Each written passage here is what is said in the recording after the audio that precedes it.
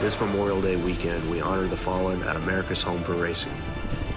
The 66th running of the Coca-Cola 600.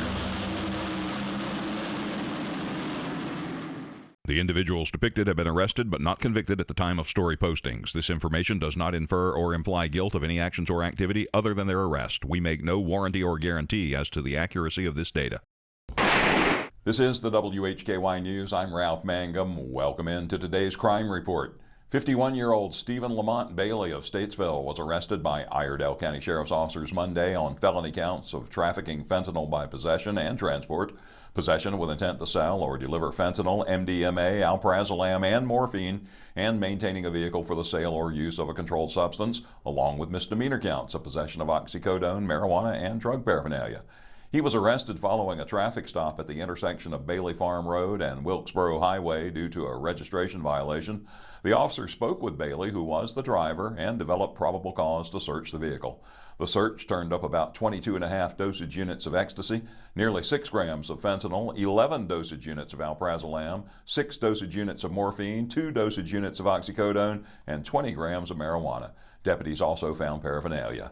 Bailey was placed in the Iredell County Detention Center under a $250,000 secured bond. No court dates are currently listed. With a pair of Catawba County arrests, here's WHKY's Rob Eastwood. A resident of Conover is charged with multiple drug offenses following an arrest by authorities here in Catawba County.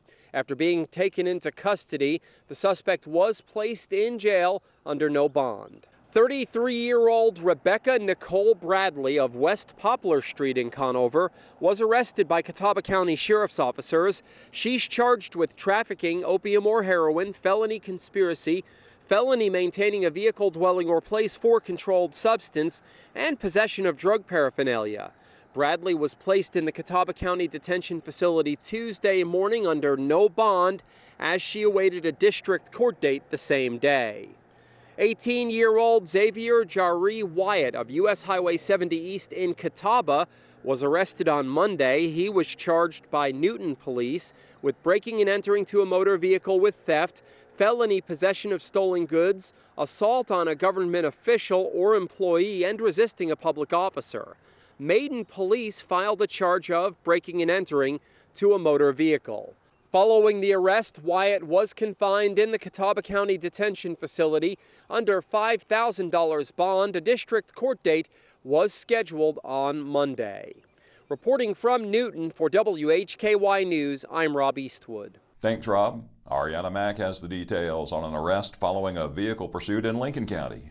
That's correct, Ralph. A Maiden teen has been arrested for breaking and entering and fleeing to elude arrest. 19-year-old Giovanni Camacho of Maiden was arrested by Lincoln County Sheriff's officers on April 13th on felony counts of fleeing to elude arrest, breaking and entering, and larceny after breaking and entering, along with numerous other traffic offenses.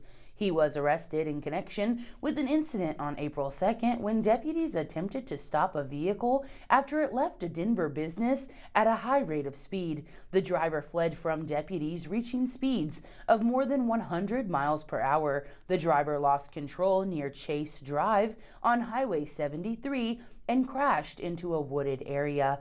Deputies began to approach the vehicle but realized it was still operational. The driver then made another attempt to flee, nearly striking a deputy before re-entering the roadway. The pursuit continued briefly before the suspect's vehicle wrecked again near Huncoat Hollow Lane. 2 occupants fled on foot while 2 others were apprehended. Upon further investigation, deputies learned that the suspects had been involved in a breaking and entering at a convenience store on NC 16 Business Highway North minutes prior to the pursuit. Following his arrest, Camacho was jailed under a $25,000 secured bond. No court dates are currently listed. The other offenders will be charged as juveniles. I'm Arianna Mack for WHKY. Thank you, Arianna, and thank you all for joining us on the Crime Report. For WHKY, I'm Ralph Mangum, reminding you to keep it clean and to keep it legal.